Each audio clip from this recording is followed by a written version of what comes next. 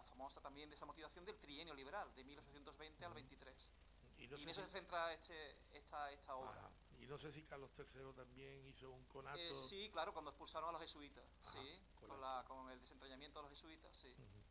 ¿Y qué se pretendía con una desamortización? ¿Actualizar el tema económico del país? ¿Te Entregar. refieres a la del trienio liberal o a la de Vamos cuando a Dios hablar, abre Mendizábal? vamos a hablar la de que corresponde a esa Al libro Fugamundi, al libro ¿no? Al que vamos a Fugamundi, presentar el día 25 de que agosto aquí en el patio del Centro Cultural de la Victoria. buen sitio, Buen sitio, a la porque misma si media. hace calor es ideal. Sí, además precisamente se aborda el convento de los mínimos de San Francisco de Paula en este segundo volumen.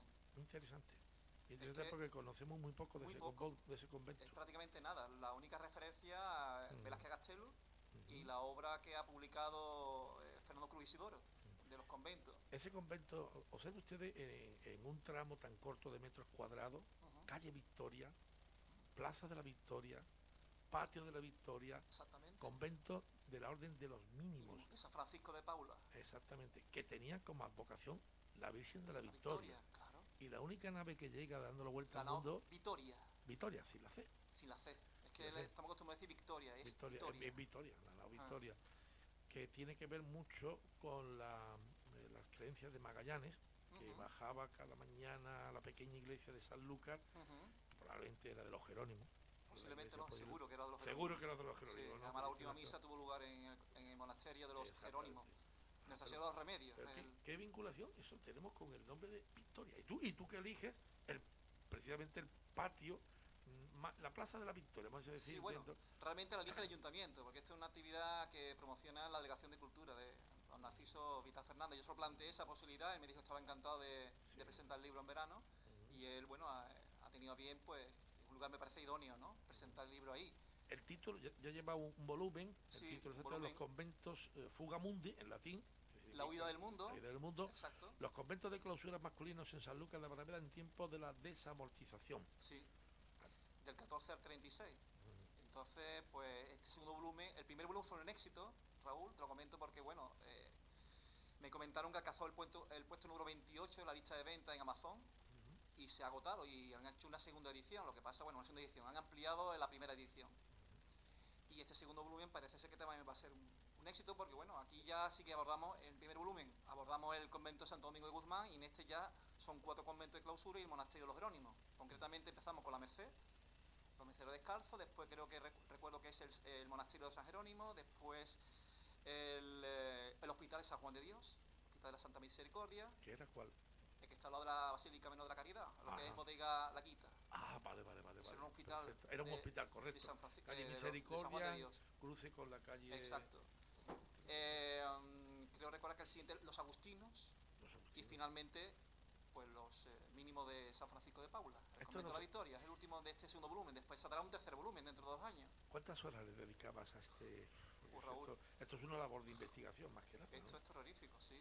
Aparte de, a ver, primero solicitar la información, pedir los documentos, como siempre hacemos, ¿no?, los historiadores, al Archivo Histórico Nacional y después consultar otras fuentes complementarias, primarias, en Cádiz, las contadurías de hipoteca del Archivo Histórico Provincial y también en la Diputación Provincial de Cádiz, el archivo. Transcripción y después ya ordenación, estructuración de la información y redacción. Eso lleva muchísimo tiempo, Raúl. Ajá. En esa presentación del día 25, repito, 9:30, dentro de lo que es el patio de la Victoria, la Plaza Victoria, no el patio que está por la calle Tartarero, sino la que está en la misma calle Victoria. Exactamente, la Plaza Victoria, Victoria. El patio interior, que exactamente, es que hay dos patios. Uno sería una especie de compás, ¿no?, de acceso al convento. Exacto. Van a intervenir, me imagino que estará invitado el delegado de Cultura, ¿no? Efectivamente, el delegado de Cultura, don Narciso Vital Fernández, vendrá también mi editor, Antonio Aguayo Cobeo, el presentador, que es un conocido de esta casa, que es el profesor don José María Hermoso Rivero, conocido por Chema, sí, que me ha hecho el prólogo y siempre está a mi entera disposición. Y finalmente creo que me falta el autor, que soy yo. Bueno, ¿y qué había dentro de los conventos de clausura de San Madre Lucas mía, eso es todo un mundo. Lo que sabíamos hasta ahora, pues prácticamente era muy poco. Entonces esta obra tiene la singularidad que se ha consultado en otros archivos. Y fundamentalmente lo que hacemos es un estudio económico de las propiedades, bienes muebles e inmuebles y movientes que tenían los conventos de clausura y especialmente las normas de obediencia regular. Cómo se vivía dentro de los conventos de clausura en San Lucas de Barrameda, a través de las patentes patentes, en este caso, por ejemplo, franciscanas, que no tienen desperdicio, o los acuerdos de los capítulos conventuales en las casas mayores, que afectaban a toda la provincia de Andalucía. Entonces es muy interesante porque nos adentramos en la, digamos, en el secretismo, ¿no?, de la clausura conventual masculina en San Lucas de Barrameda. ¿Quiénes son los grandes beneficiarios? ¿Quién apoya con sus limosnas, sus óbolos, para mantenimiento del culto, para el sostenimiento del convento de clausura?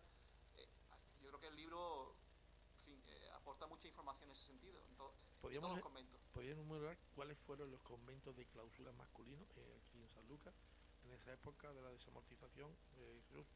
¿Cuál? ¿Podríamos enumerarlos? Sí, pues son tantos. En el primer volumen pues vimos el Santo Domingo de Guzmán, en este ya lo acabo de decir. Y en el tercer volumen, pues creo recordar la Compañía de Jesús, los jesuitas, que no se ha estudiado en absoluto. Y en el Archivo Histórico Nacional hay muchísima información que ya está la maquetación del libro. Creo recordar que está también los carmelitas calzados y descalzos en el tercer volumen. Y además se añade la cofradía de Nuestra Señora del Rosario, la Galeona. Y el otro convento, no sé si convento es una compañía, no me acuerdo ya, el tercer volumen. Es que son tantos que ya se me pierdo. Perdón, los capuchinos. Los capuchinos era el último convento. Has nombrado carmelitas descalzas y he visto en tu muro de Facebook unas imágenes sobrecogedoras, ¿no? Es una película, naturalmente, Sí. Nos vamos a la Revolución Francesa, 1794, y sobrecoge las filas de monjitas que iban al cadalso, a la guillotina, y cantando como cantaban los primeros cristianos en el Coliseo romano, ¿no? Sí, totalmente. Después dicen que la Revolución Francesa, la conquista de la libertad, no fue sangrienta. Claro que fue sangrienta, sobre todo en la época revolucionaria jacobina, ¿no? Sobre todo el tema clerical. Maximilien Robespierre, que eran deístas, no eran de todo ateos, pero prácticamente quería acabar con cualquier resorte del antiguo régimen. Y primero iban contra el estamento privilegiado, que en este caso era la mano muerta, es decir, los conventos de clausura, las monjas, ¿no? Y estas carmelitas van directamente al cadalso, ¿no? Porque es bonito, bueno, es bonito, si me entiende, no sé qué película. Yo tampoco la vi y me impactó muchísimo. Sí, ¿no? A mí también, yo lo vi y me impactó también. El clero francés tiene que huir de la Revolución Francesa y se refugian muchos de ellos aquí en España, ¿no? Sí, hubo una migración, un éxodo masivo de religiosos franceses que tuvieron que exiliarse a Italia, a España, a Portugal y algunos incluso a ultramar, ¿no? A territorios de ultramar, porque su cabeza pues, efectivamente corría peligro, ¿no? Pero muchos decidieron quedarse en su convento y entregar su vida por Dios, como en este fragmento de esta película. Todos los conventos fueron desamortizados también. Esa es una de las grandes aportaciones intelectuales de la Revolución Francesa: liberté, égalité, fraternité. Y acabar con cualquier resorte, ya digo, Perdona, Jesús, para ello, porque aquí vinieron a robar y a matar. Aquí vinieron efectivamente a expoliar, a asesinar, a violar, a liberté, igualité, fraternité para ello. Claro. Y habría que verlo también, porque Robespierre cayó en su trampa de la guillotina. Por supuesto fue guillotinado, igual que con Saint-Just, el famoso Marat. Fueron todo el club patriótico jacobino pues pasó por la guillotina, por la cuchilla. Curioso, ¿no? Que se le debe realmente no al diputado Guillotín, que realmente le puso el nombre. Él no quería la Asamblea Nacional Francesa que le pusiera el nombre a esa cuchilla, ¿no? Era de un médico tal Luis, el doctor Luis, que también era diputado, y le llamaron en principio la Petit Louise, la pequeña Luisa. Y de hecho la guillotina no es un invento de la Revolución Francesa, eso ya existía en la Edad Media, sí. Me imagino dónde. Era una cuchilla que por efecto físico de la gravedad pues seccionaba la cabeza a la altura de la segunda vértebra. Sí. En Escocia se llamaba la Maiden, se utilizaba ya. Ya en Escocia. En Escocia, y en Bolonia estaba la manalla. Bolonia, que has estado recientemente. Sí, he estado hace 2 años, estuve en Bolonia, sí. Claro, sí. Una ciudad preciosa que recomiendo que se visite porque, aparte que tiene la universidad más antigua de Europa. ¿La qué? La universidad más antigua de Europa. Claro, es verdad. En el año 1088 se fundó. La primera fue Bolonia, la segunda y después fue Cambridge y Oxford. Y después vino Salamanca. En Palencia, que fue la más antigua, 1212, y después ya Salamanca, pero la más antigua de Europa fue la de Bolonia, en el año 1088. La Facultad de Derecho. Y aún conserva ese edificio. Aquí, cuando desamortizan estos conventos, hay unos beneficiados, que no es precisamente el pueblo llano, ni muchísimo menos, ¿no? En este caso, como siempre hablamos, es la gran burguesía. Esto fue, como yo digo, el gran pelotazo inmobiliario del siglo XIX. De hecho, se crea de las actividades inmobiliarias, ¿no? Claro. Con estos conventos que se querían convertir en edificios claro, públicos o privados, ¿no? Una reordenación urbana muy interesante. Claro, Se derivaron muchos conventos de clausura que asfixiaban la expansión de la ciudad, en este caso San Lucas de Barrameda, o se reutilizaron con fines industriales, en este caso bodegueros, ¿no? Como el caso de la bodega La Quita. Exactamente, La Quita, por ejemplo, tenemos un caso, el Bodegas Juste, que sobre las bodegas se encontraban, pues, viene incluso en el plano en el volumen 1, ¿no? Venían las cocinas, venía el claustro menor, el claustro mayor, venía la bodega, el granero, en fin, y las celdas conventuales, ¿no? Ha habido una reutilización de esos edificios con finalidad industrial o bien como viviendas, ¿no? Como corral de vivienda de vecinos, ¿no? Sí, darle un aspecto diferente a la ciudad. Y ahora hubo una especie de desacralización. La burguesía, en este caso, que era liberal, que realmente esto es una lucha intelectual entre el liberalismo progresista y el antiguo régimen. Habría que matizar que los conceptos de liberalismo y progresismo del siglo XIX no tienen nada que ver con este, evidentemente. Nada que ver con este. Bueno, es lo que había, es lo que había. Claro, entonces, muchos de los liberales políticos en ese momento que iniciaron ese proceso, ese amortizador, bueno, pues intentaron. Hablando en el contexto político, hay que recordar que estalló la primera guerra carlista después de la muerte de Fernando VII. Sí, muchos de los ingresos que supuso la desamortización eran para el Estado, para esa lucha contra era para crear un ejército especial de 100.000 hombres adeptos al liberalismo político y que luchara contra el carlismo, contra el infante don Carlos María Isidro de Borbón, el hermano menor de Fernando VII. Y por otro lado, pues contentar a la burguesía liberal en ese sentido.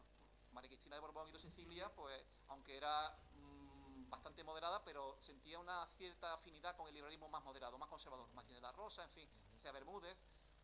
Hay un cambio, una transformación, un lento, digamos, tránsito del antiguo régimen a los nuevos tiempos, al liberalismo político de la época isabelina, ¿no?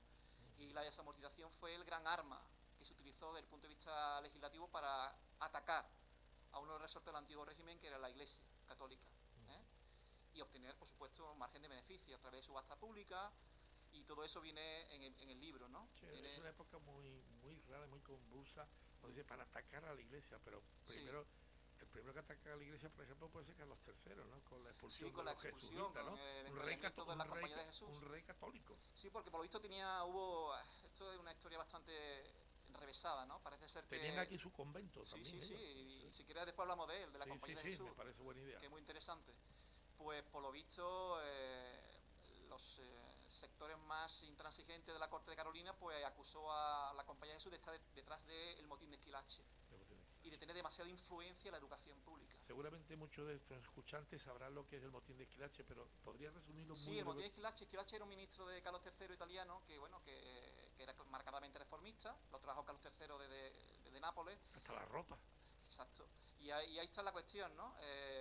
Hubo una medida que fue bastante controvertida, que fue acabar con la capa española y con el sombrero de ala ancha, típicamente español, porque por lo visto la delincuencia en Madrid se había disparado, y entonces se ordenó para identificar a estos ladrones, estos asesinos, ¿no? Que actuaban de noche por las callejuelas de Madrid, pues la capa. Se prohibió la capa española y recortar el sombrero de ala ancha. Y eso, aparte de la carestía de bienes de primera necesidad, la subida del precio del trigo, la excesiva influencia de los italianos en el gobierno, claro, de Carlos III, todo eso provocó pues el famoso motín contra el ministro Esquilache, y supuso su defenestración definitiva. Y se acusó a la Compañía de Jesús utilizando ese motín, pero en el trasfondo estaba esa influencia, ese monopolio que tenían los jesuitas en la educación, y eso era una competencia exclusiva del Estado. En base al regalismo que obtuvo del Papa. Si tú ves que me desvío, me corrige. No, yo encantado. Tú me preguntas y sí, yo te voy porque soltando. Claro, una cosa se va enlazando con otra. No, lo que tú quieras. Yo tengo amigos que son paraguayos y me decían, Raúl, nosotros con España estábamos perfectamente, pero con los jesuitas. En el momento que deciden que se marchen los jesuitas de allí y entren los portugueses, fue cuando empezamos a padecer lo que era vivir en una situación de encomienda o de semiesclavitud, por decirlo. La esclavitud se elimina con las leyes nuevas. Hay que recordar que los jesuitas eran la orden más progresista. Y no lo perdonaban. No perdonan de que España le regalara a esa parte de Paraguay a Portugal. Sí, además estaban las reducciones jesuíticas, eso se referirá a esas reducciones. Sí, seguramente. La Misión es una gran película, ¿no? Ahí va. Es que ahí se ve perfectamente que lo que hacen los jesuitas es socializar la propiedad, yo creo que el primer experimento socialista de la historia política universal, lo que hacen los jesuitas, compartirlo entre la comunidad indígena, cristianizarla, castellanizarla y darle pues un sentido a la evangelización del Nuevo Mundo, con un respeto a las etnias y a las diferentes ideologías, ¿no? Que puede venir incluso de más atrás, ¿no? Tú que eres historiador quizás lo puedas centralizar más porque probablemente, corrígeme si me equivoco, ¿sí? la reina Isabel establece una propiedad comunal. Una propiedad comunal que en México estaba muy bien organizada. De hecho, cuando se producen las guerras cristeras, habrá escuchado hablar de ellas, el ejército que está contra la Revolución Mexicana, contra la independencia de México, la emancipación, como quieran llamarlo, son indios, nativos mexicanos, a favor de la corona, porque, primero, que ellos no se fiaban de lo que podían perder, que era la propiedad comunal. Claro. Ellos cultivaban su tierra, la explotaban, la vendían, pero para la comunidad. Claro. Mientras que si lo cogían los criollos, corrían el peligro de que perdieran hasta la propiedad comunal. A los radioyentes quiénes son los criollos, eran descendientes españoles nacidos en América, de raza blanca. Muchas veces confío, y hacemos bien en hacer estas observaciones. Me gusta matizar siempre explicar los conceptos porque a lo mejor los radioyentes no saben lo que significa criollo. Claro, los propios españoles traicionan a la corona española y nos defienden los indios, los nativos mexicanos, las llamadas, búsquenlo ustedes, no estamos inventando nada. La guerra cristera al grito de, dos gritos tenían: viva la Virgen de Guadalupe y viva Cristo Rey, que por eso llamaban guerras cristeras. Es curioso. Hay mucho todavía por conocer de la historia de esa, llamémosle, liberación de América, más que conquista de América, porque la conquista la hacen los propios nativos, en caso de México. Y lo que estamos siempre hablando los historiadores, que la mentalidad del siglo XVI, siglo XV, no es la misma que la del siglo XXI. No se puede entender en términos de conquista y de sometimiento. Esto ya sabemos que esto crea una gran controversia, sobre todo desde el punto de vista ideológico, ¿no? Por eso los historiadores tenemos esa labor fundamental de decir lo que realmente es la verdad. Y desmantelar la leyenda negra, que no la hemos creído a pie juntillas, cuando realmente... Con 400 tíos Hernán Cortero conquista la ayuda de muchos pueblos indígenas que estaban siendo masacrados por los aztecas, ¿no? Y todavía... Moctezuma, ¿no? Que era un auténtico carnicero. Exactamente. Entonces lo que hizo es liberarlo de ese yugo, ¿no? De los aztecas. Pero en cualquier caso, esto ya sabe que, decía el filósofo Jung, ¿no? En el siglo en la década de los 60. ¿Cuál has dicho? Jung. J-U-N-G, creo que era suizo. Decía que los tiempos que corre pensar es muy difícil. Es complicado. Por eso la inmensa mayoría prefiere opinar. Exacto. Muy buena, y la opinión, ya sabes, es muy manipulable. Hay otro escritor, investigador, historiador, Marcelo Gullo, que dice: el único país en el mundo donde se creen las mentiras de su enemigo es España. Sí, claro. Y aquí la potencian algunos grupos políticos. Claro. No vamos a entrar ahí. A veces la verdad es incómoda. Exacto. Sí, y desmantelar bulos y desmantelar ideas prefijadas. Por eso tenemos que fomentar la capacidad crítica, el libre pensamiento, sin estar, digamos, adherido a ninguna ideología política. Pero ¿cómo haces tú? Bien documentado. Lo que yo hablo está en la documentación. ¿Que la documentación me está engañando? Bueno, yo hasta ahí llego. Coger la redacción pero yo no me invento nada. Las leyes nuevas, las leyes de India que están en el archivo, pues ahí no hay nada inventado. La ley de Burgos. Es que está todo ahí, si es que no hay ningún problema en consultar. Otra cuestión diferente es que no se quiere saber la verdad. Por motivaciones ideológicas, dicen, vamos a ver, esto lo he aprendido, me lo han inculcado, y esto es Santa Santorum. La historia se va revisando continuamente. Es que es muy fácil que España, que luchaba en varios frentes, tuviera tantos enemigos. Holanda, Gran Bretaña, los protestantes alemanes, era muy difícil. Es que era el paladín del catolicismo. Felipe II, el rey prudente, pues tuvo que hacer frente, y su padre, Carlos I, Carlos de Gante también, ¿no? Era un emperador universal cristiano, entonces tenía que hacer frente a la revolución protestante luterana, y después ya se extendió efectivamente por los Países Bajos, que fue el gran quebradero de cabeza para la monarquía hispánica, ¿no? Eso yo creo que el profesor don Manuel Parodía ha hablado largo y tendido sobre la dinastía Orange, Guillermo I el Taciturno, en fin. No vamos aquí a desviarnos del tema porque pero vamos, si quiere algún día, pues hablamos de los Países Bajos y hablamos de Guillermo I Taciturno. Tomo nota de tu oferta. El problema que, como tú bien sabes, Raúl, que yo estoy... ¿Cuándo?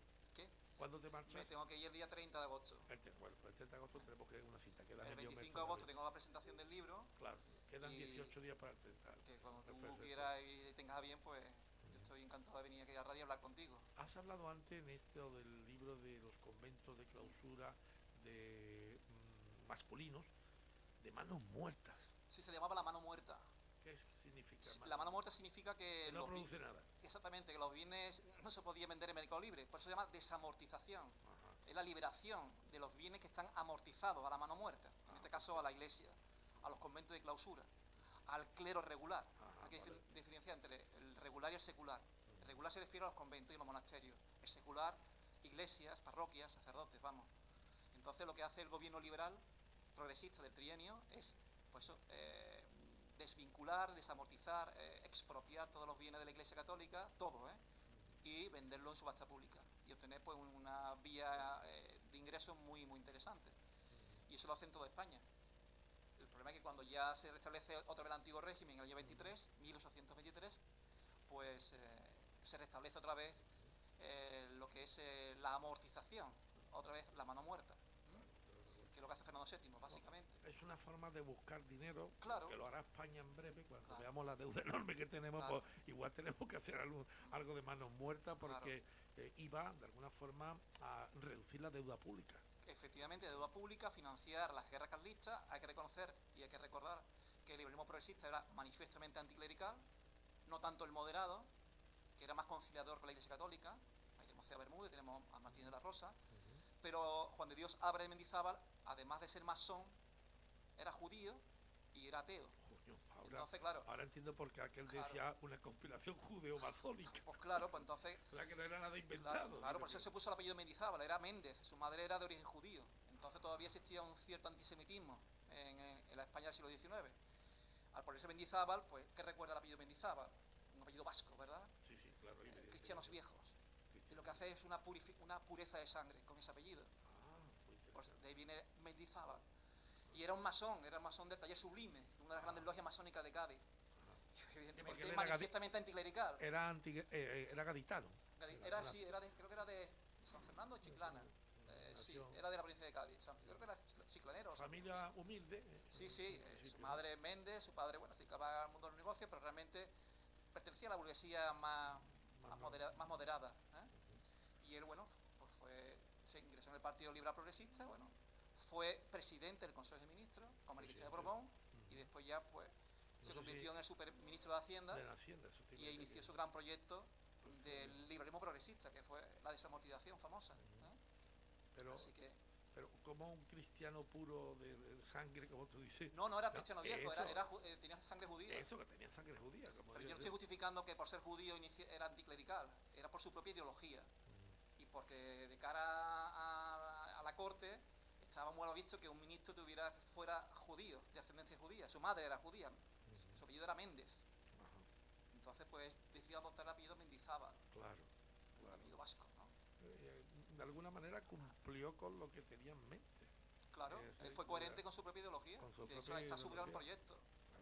Y él realmente, fue traumático para la Iglesia Católica, pero hay que reconocer que hubo una redistribución no equitativa de la riqueza productiva, porque quedó en manos de la gran burguesía terrateniente, pero inició un proceso de modernización de la estructura de la propiedad de la tierra, eso sí. El tema de la economía, económicamente, que se movía de esas manos muertas a una actividad... manos productivas más hábiles, ¿no? Que era la burguesía terrateniente y la burguesía industrial en ese sentido. Claro, al crear unas condiciones, vamos a decirle, capitalistas. Claro, si estamos entrando en el capitalismo, liberal. Pues de alguna forma tenía la oportunidad el Estado de recaudar impuestos. Y sobre todo hay que ver el contexto político, ¿no? Tan convulso de ese momento, que fue la primera guerra carlista. Necesitaban, pues, organizar una leva obligatoria de 100.000 hombres. Y para crear un ejército de 100.000 hombres había que dotarlos de uniformes, de lo que son los sueldos, armamento, caballos. Supone movilizar miles de millones de reales.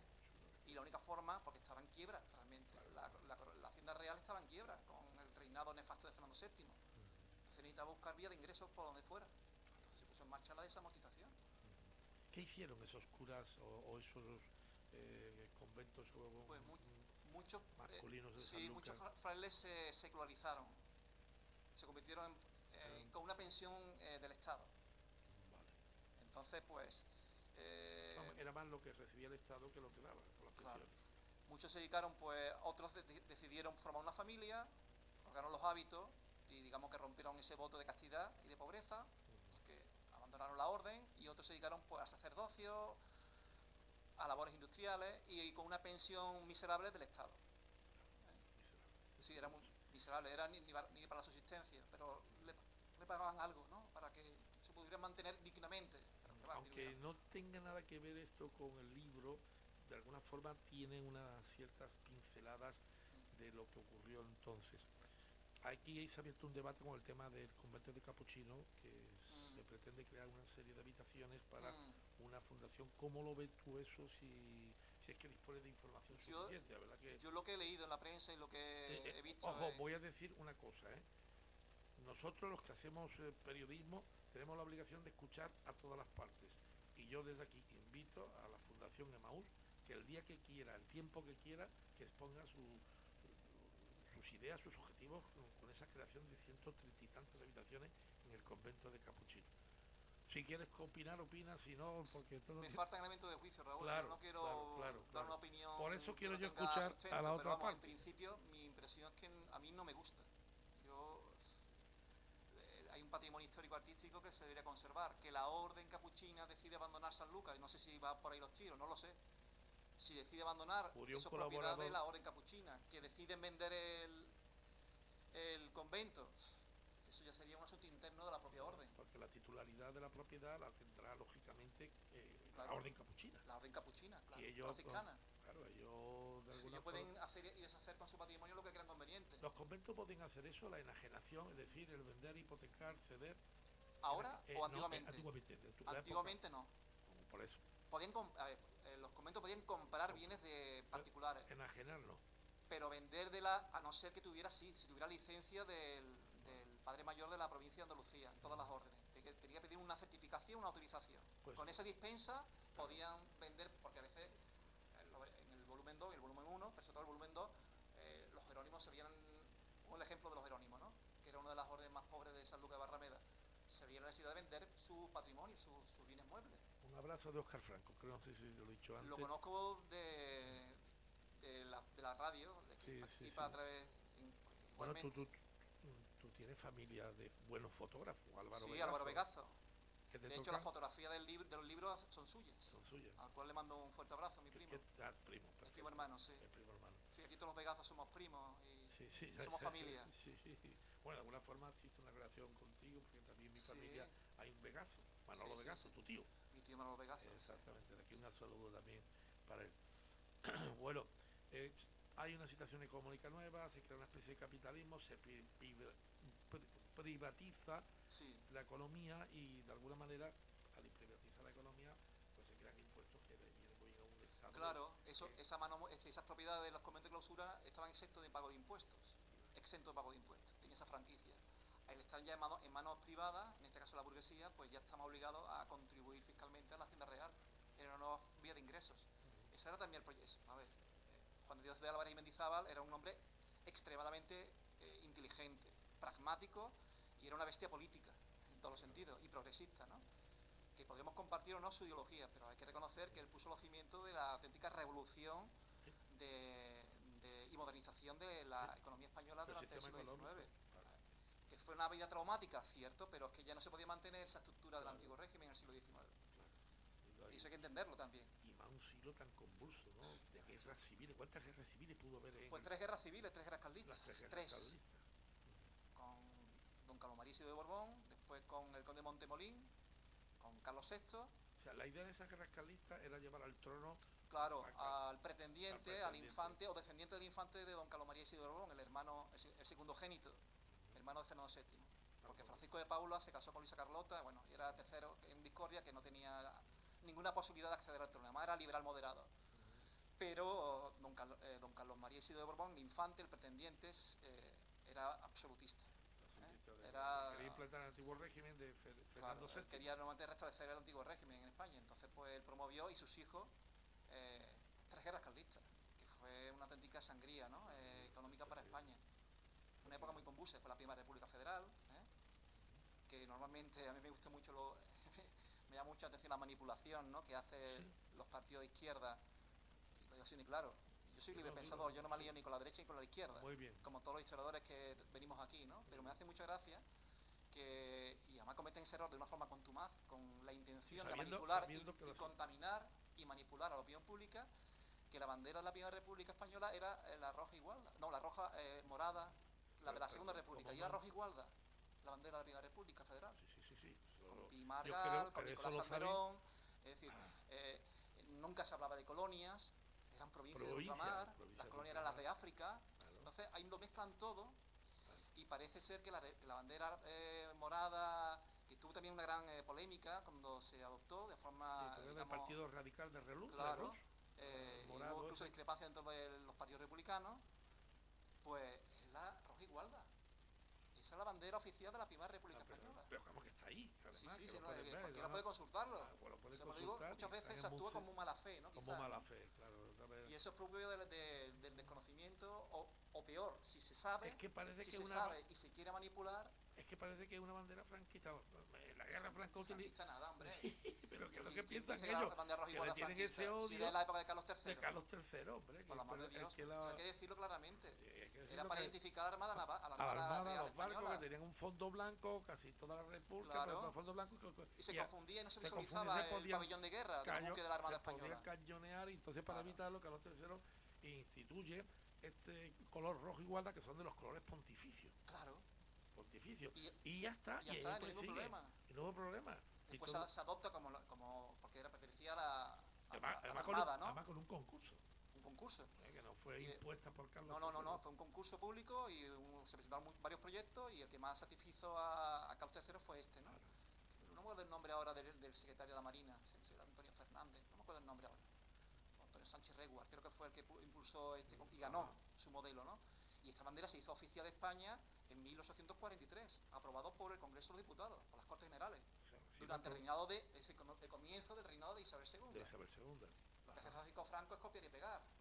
La simbología de los Reyes Católicos y la bandera roja igualda. Es que no sé, esa alergia, ¿no? No sé, es como quitarle la calle San Jorge el nombre de González Ontoria, por ejemplo, porque la confunden. Bueno, González Ontoria corresponde al siglo XIX también, el inventor, era un inventor sanluqueño que quiso ficharlo la Royal Navy de su graciosa majestad, porque era un tío muy capacitado. Por eso digo que muchas veces tenemos que ser críticos, y a mí lo de la capacidad crítica me parece fundamental para alcanzar la libertad intelectual. Claro. Y no plegarte a ningún interés político. Claro, pues ya te veas muy encorsetado. Exacto. O tú puedes tener tu ideología, pero tú tienes que ser objetivo a la hora de transmitir tu conocimiento, evidentemente, claro. En fin,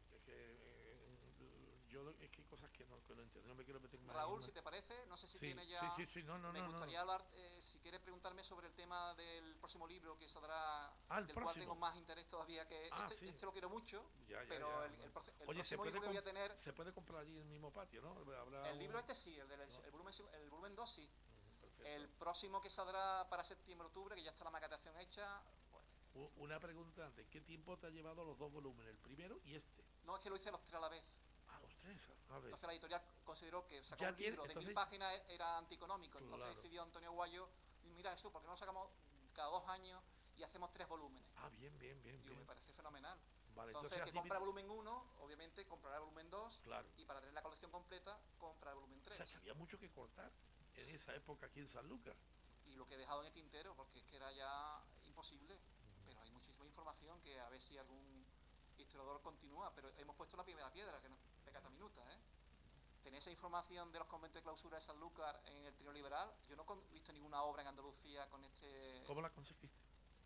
Pues a través del Archivo Histórico Nacional y a través de los archivos de Cádiz, de la Diputación Provincial de Cádiz y del Histórico Provincial. Pero claro, tienes que moverte, tienes que desplazarte, tienes que pedirlo. ¿Y viviendo en Jaén, cómo tenías tiempo de moverte y todo eso? No, eso al Histórico Nacional, aquí sí, en vacaciones, pero en invierno se solicita al servicio de repografía del Histórico Nacional, localiza el legajo y al cabo del año te lo manda digitalizado.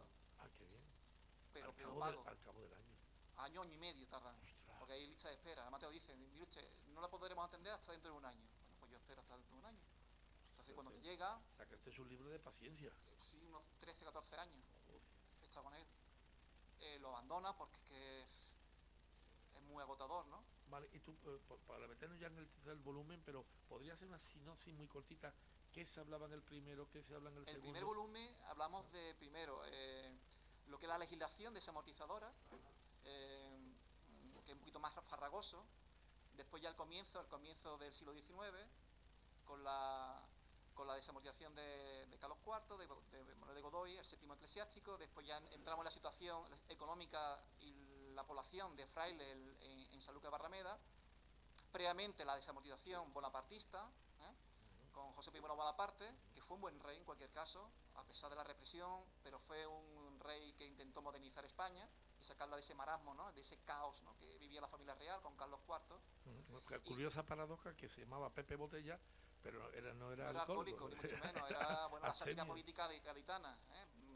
Hay una viñeta que circuló por las calles de Cádiz que se ve en una botella de vino dentro a José I Bonaparte, Pepe Botella. Las primeras letras del carnaval. Claro, es que tremendo, ¿no?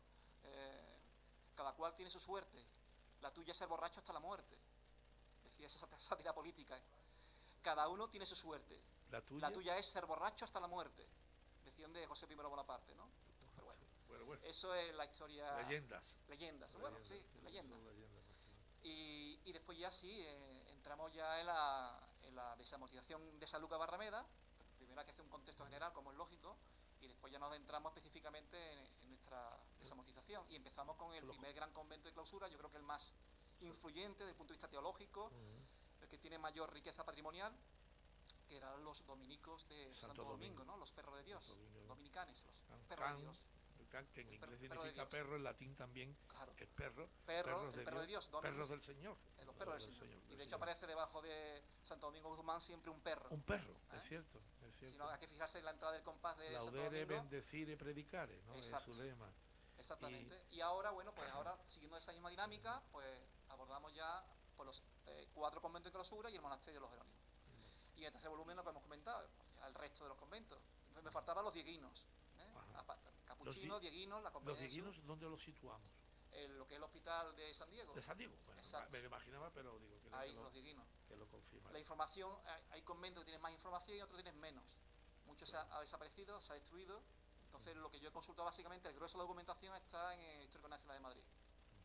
Oye, no sé, claro, es que este es femenino. Los femeninos... De momento no.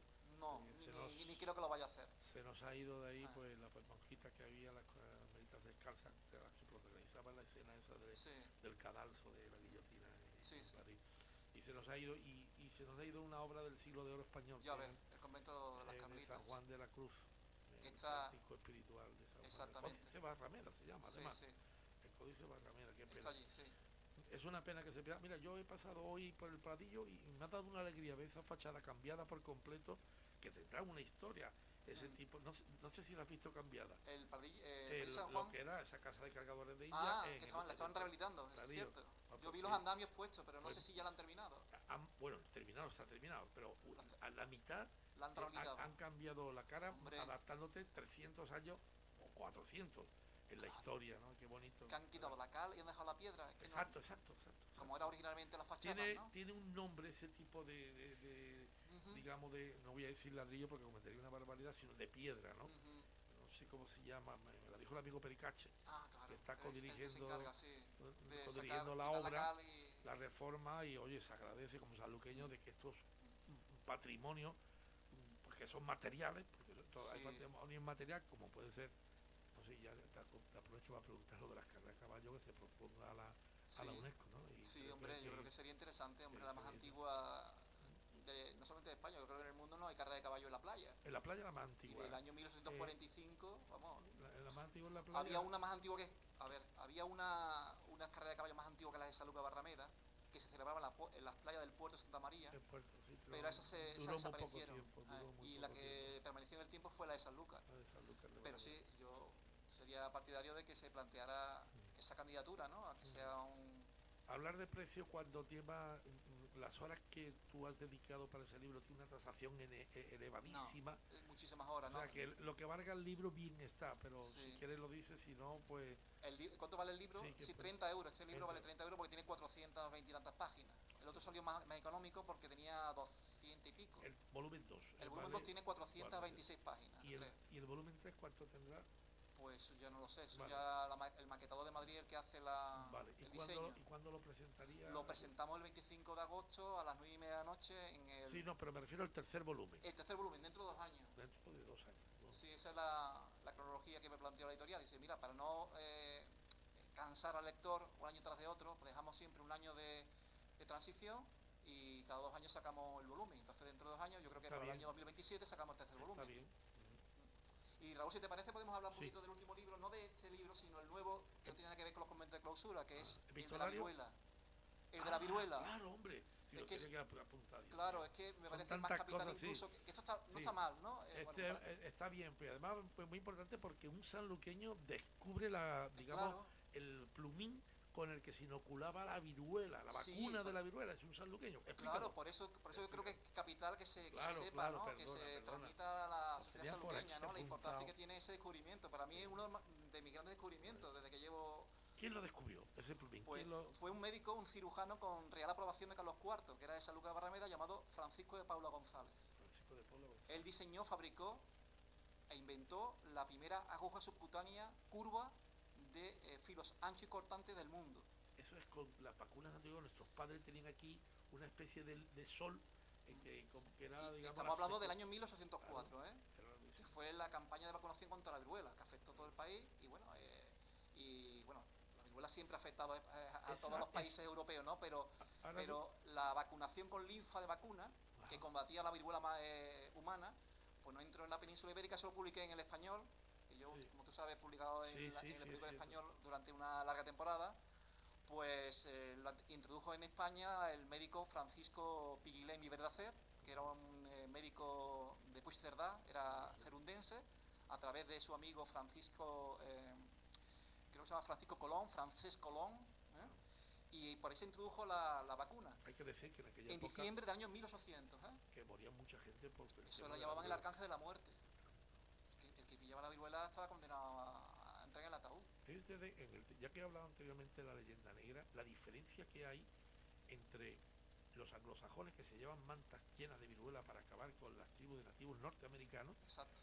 Nosotros creamos más o menos sobre esa época, 1800 y pico, la Real Expedición Filantrópica de Balmis. De Francisco Javier de Balmis. De Balmis, que con salva expósitos, miles y millones de personas. Claro. América en Filipinas. Fue la gran labor filantrópica de la historia de la humanidad, pues me atrevo a decir, vamos, impulsada por la monarquía de Carlos IV. Exacto.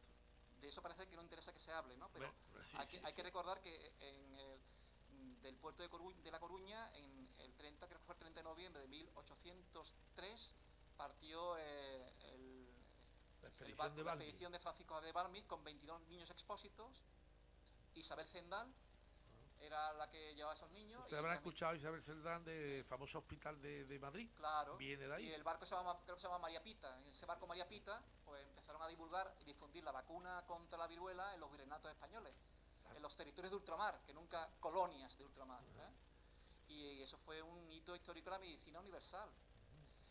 Pues fíjate, Raúl, eso tuvo lugar en 30 de noviembre, hay que recordar, o a final de noviembre de 1803. Exacto, 1803 y duró hasta 1806. Exacto. Su objetivo era, en principio, que la vacuna de la viruela alcanzase todos los rincones del Imperio Español. Y en Sanlúcar de Barrameda se vacunó al primer niño en junio de 1804, en la calle Barrameda. Tengo otro nombre y apellido. Joder. El apellido Oyuelo, el segundo ya no me acuerdo. Pero vivía al final de la calle Barrameda, con éxito rotundo. Y después empezó ya los patrióticos de nuestro país a vacunar masivamente. Ese es el próximo libro.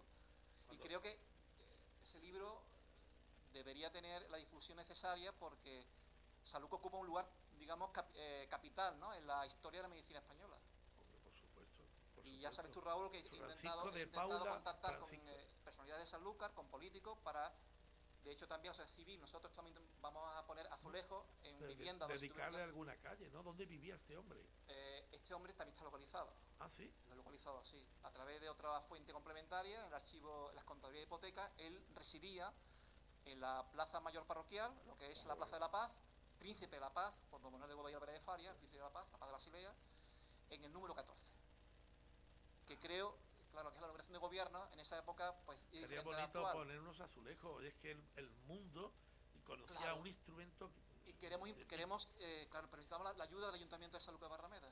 Nosotros lo proponemos, lo planteamos, lo queremos difundir, podría incluso traer, esto vendría fenomenal a la economía de Sanlúcar, porque podríamos impulsar una Sanlúcar de los congresos médicos, al tener a este gran inventor. Mira, por ahí está amortizado el... Efectivamente, y queremos que por lo menos se ponga un monolito, se ponga Yo creo que un monolito sería lo suyo, ¿no?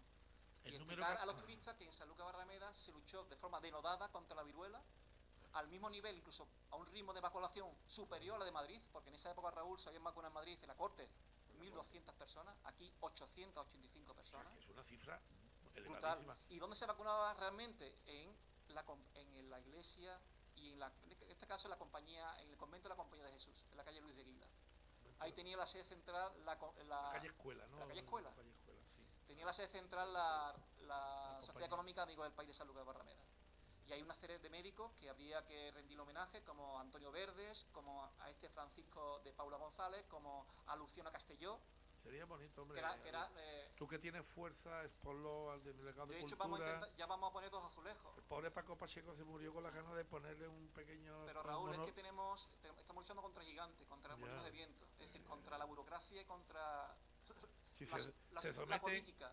A una votación precipitada y por las redes tecnológicas, que la mayoría de generaciones no tienen esa cultura tecnológica que podemos tener, ni yo siquiera. Una votación para crear como día festivo local el día 6 de diciembre, septiembre, y ya he visto tu coalición. Sí, lo he visto, sí. Yo no voy a criticar ni voy a decir nada, pero lo que tú has dicho, instrucción, ilustración, leer. Y yo, si me permite hacer un llamamiento al Ayuntamiento de Sanlúcar Barrameda, ya he contactado con los políticos, he intentado reunirme con la alcaldesa desde el mes de junio, solicité a través del delegado de Cultura, don Narciso Vital Fernández, sí, pues una reunión con ella para transmitirle este descubrimiento y para enfatizar la importancia que tiene Sanlúcar Barrameda en este episodio de la historia de España y del mundo, pues yo creo que, y hasta la fecha, pues no he recibido ninguna respuesta.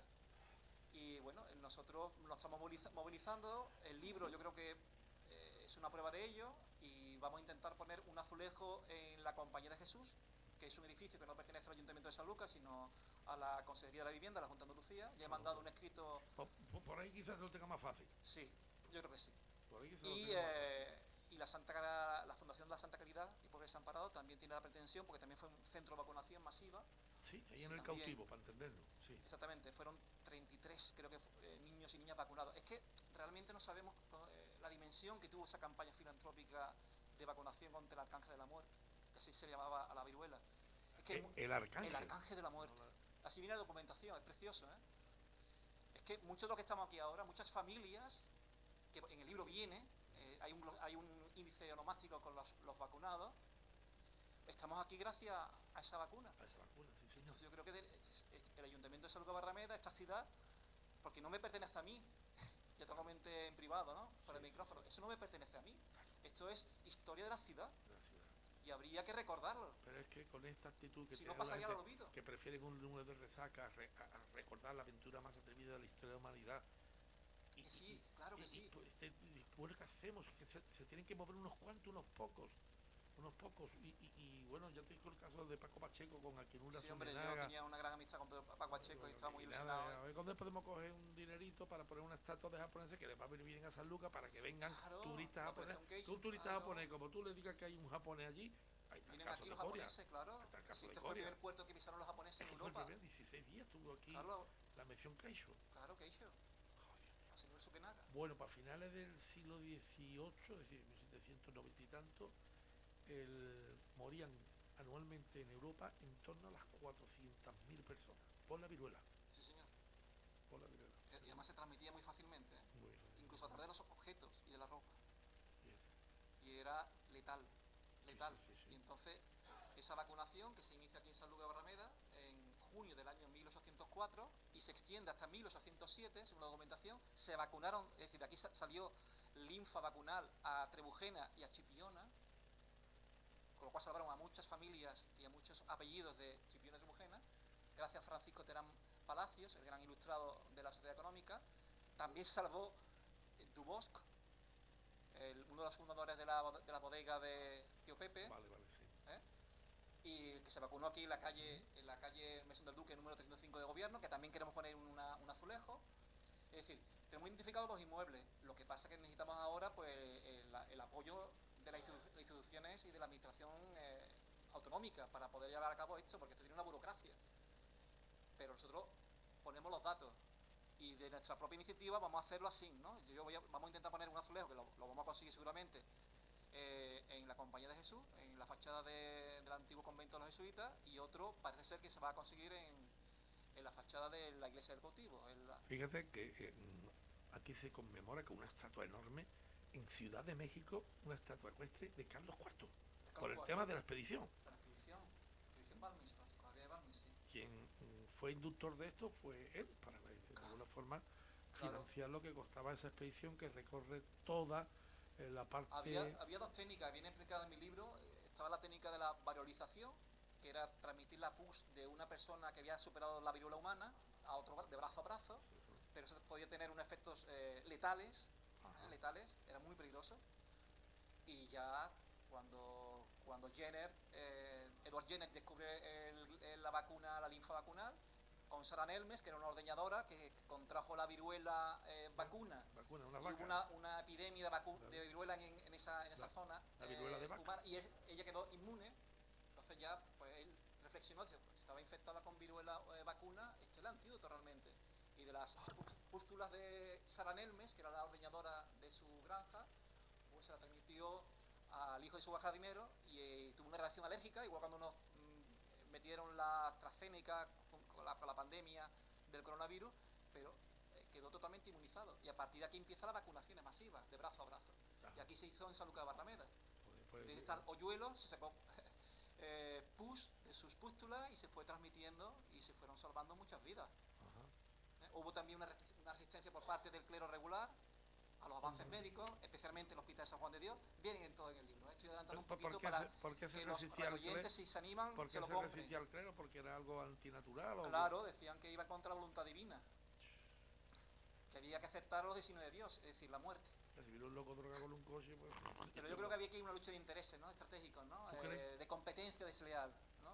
Como que la medicina secular podía competir, ¿no?, con el Hospital de la Misericordia de San Juan de Dios. Claro. Y después fueron propagando bulos, esto está en el libro, contra las vacunaciones, ¿no? Claro, después ya hubo una comisión técnica formada por Francisco de Pablo González, Antonio Verdes y Luciano Castelló, que eran los médicos cirujanos que se encargaban de la vacunación. Preguntó al prior de San Juan de Dios si realmente era cierto ese bulo que circulaba por Sanlúcar, y él lo desmintió, que del convento no había salido. O sea, que se retractó. Estoy viendo, digamos, la tripulación, los pasajeros, niños... 22 niños expósitos. Las edades, 5 años, 6 años, aquí, 3 Raúl, años, 7 aquí los primeros donantes eran niños. Y eran pobres de solemnidad, otros no. Y después ya, viendo la efectividad de la vacuna, se fueron añadiendo ya personas mayores. Y gente de la oligarquía burguesa sanluqueña, y portuense, y chipionera, y primogenera. De la casa de expósitos de La Coruña venían estos niños. Exacto, eran 22 niños expósitos. Gente pobre, gente con Isabel Zendal, que era la enfermera, y María Pita, que era un buque científico, médico. Sí, de María Pita también la han dejado para la leyenda negra porque no hablan nada de ella, es que no hablan nada de ella. Increíble, vamos. Increíble, Raúl. En la guerra anglo-española, no hablen ustedes del Armada Invencible, porque al fin y al cabo... No era la Armada Invencible, hay que recordar que era la gran y felicísima Armada. Armada Invencible es la propaganda británica. Para dar sello importancia. Exactamente. Y no fue un desastre realmente, porque regresaron muchos navíos. Se perdieron algunos en el Canal de la Mancha, y después las tempestades del Mar del Norte, sí. Y la mayoría mercante. Exactamente, vamos ya poniendo los puntos sobre las i. Y María Pita le da un repaso a la contraarmada que ordena Isabel II hacia La Coruña, con un número muy superior de soldados, de tripulantes y marinos, 27.000 y muchas más bajas. Y María Pita tenía, el que quiera que me siga, creo que era el grito de ella, ¿no? Quien quiera que me siga. Quien quiera que me siga. Y ahí está su estatua. Palabras gloriosas, sí. Ahí, bueno, pues de María Pita se habla poquísimo. Es que vamos, no interesa que se hable de María Pita. Y de Almirante Vernon mucho, de Blas de Lezo nada. La manipulación que realmente veremos, ¿no? Arrodillando a Blas de Lezo, cuando fue todo lo contrario. Ahí tenemos. Lo visto, y las monedas, ¿no? Como negativas. Se ve a Vernon y Blas de Lezo ahí arrodillado cuando Cartagena de Indias, ¿no? La toma de Cartagena de Indias. Estamos cerca de la toma de Cartagena de Indias, en agosto creo que fue. Además es curioso, bueno, la defensa de Cartagena de Indias, es curioso porque Inglaterra, que lógicamente llevando 180 barcos, 24.000 soldados, y allí lo que había era una dotación de 6.000 más o menos, y 6 barcos en la bocana, eso se gana siendo un gran estratega, un gran táctico, como era un tío manco, tuerto, Sí, Era mutilado de la guerra. Decían medio hombre, ¿no? O sea, el medio hombre. El medio hombre que causaba pavor. Y cojo, pero lo de cojo llegó al alma a los ingleses, porque cuando acuñan la moneda arrodillándose ante Vermont, sí. Eso, que como se arrodilla un tío con una pata de pan. Eso es complicado. Es complicado, ¿no? Pues sí. Lo que es la propaganda, a través de la acuñación de monedas. Se tragaron las monedas, pero no se habla de la derrota de Vernon. Pero esto es España, señores. Vernon está enterrado en Westminster y Blas de Lezo no se sabe dónde está enterrado. No se sabe. ¿Podemos quedar para antes de que te vayas? Si tú quieres. Porque es muy interesante hablar con Jesús. Se aprende muchísimo con Jesús. Yo encantado de estar aquí, Raúl, ya lo sabes. Que para mí la próxima vez te prometo que traigo ventiladores. Mañana lo que compran el chino ahora mismo. Hace calor. Porque el calor que está haciendo, la obra que está aquí del estadio, y lo hemos pasado regular con la temperatura. No, yo me lo paso muy bien, No, digo la temperatura, ¿eh? Sí, a mí la temperatura. Aquí me aparece un símbolo naranja, 32 grados hacia afuera. ¿Y la humedad? Yo he venido aquí a la emisora con 27, ya estamos 5 grados más. ¿Y la humedad? Y la humedad, bien. Súmalo. Estoy sudando sin moverme prácticamente. Bueno, pues no sé cómo despedirte. Yo te voy a despedir. No, nos vemos en la presentación del libro, ¿no? Claro, no, despedirte del programa de hoy. El libro, sí. El libro ya te lo anuncio yo días antes, iremos anunciándolo para que la gente esté en el... Y también, Raúl, te agradecería enormemente que difundiéramos dentro de nuestras posibilidades pues este descubrimiento. Sí. Igual que el de Hugo Merique, también está olvidado, hay una calle que lo resaltó Newton, ¿no? lo cita, ¿no? La álgebra de Hugo Merique. Pues yo creo que Francisco de Paula González merece al menos un monolito, un busto, una calle. Si no se ve, no existe. Ahora tú ves un monolito y dices, a ver, ¿este tío quién es? Claro. Pues este tío fue el que inventó el subcutáneo, la primera. Que se sepa en Madrid que aquí se inventó la primera agua subcutánea durante la campaña de vacunación contra la viruela, que fue aquí en Sanlúcar Barrameda, que lo dice el documento claramente, que sustituye la lanceta de plata, que lo podía utilizar cualquier médico, que no podía ser cirujano, cualquier médico normal podía utilizar esa aguja fina subcutánea, y que es una auténtica revolución de la medicina de la precisión. Yo llegué a verla muy pequeño, llegué a verla, pero era como una especie de plumín que se moja la tinta y escribe, ¿no? Sí, pero esta era curva. Era curva, hacía menos daño en la incisión debajo de la epidermis y era más precisa a la hora de insertar la pus vacunal, la linfa vacunal. Y los niños no se querían vacunar porque la lanceta le hacía muchísimo daño. Y los padres eran reacios a que sus hijos sufrieran. Voy a confesar una cosa, Yo me vacuné de la viruela de la mili. Mi madre no quería porque le daba miedo. Claro, es que da miedo la aguja. Y en aquella época ya la lanceta ni te cuento. Claro, los niños lloraban, entraban y lloraban, entonces los padres decían que no. Y lo que estaba fomentando... De hecho, creo que no sé si un virrey de Nueva España se negó a que la inocularan a uno de sus hijos. En la expedición de Balmis. De Balmis, claro. La expedición de Balmis, creo, Sí. Bueno, pues que nada, que hoy tenemos también la banda Julián Cerdán en la calzada y probablemente interpretará alguno de los pasodobles con el que vamos a despedir este programa. Me parece perfecto, Raúl. El niño de Jerez. Gracias. Nada, Raúl, aquí tienes tu casa. Nos vemos antes de que termine agosto, ¿vale? Me parece.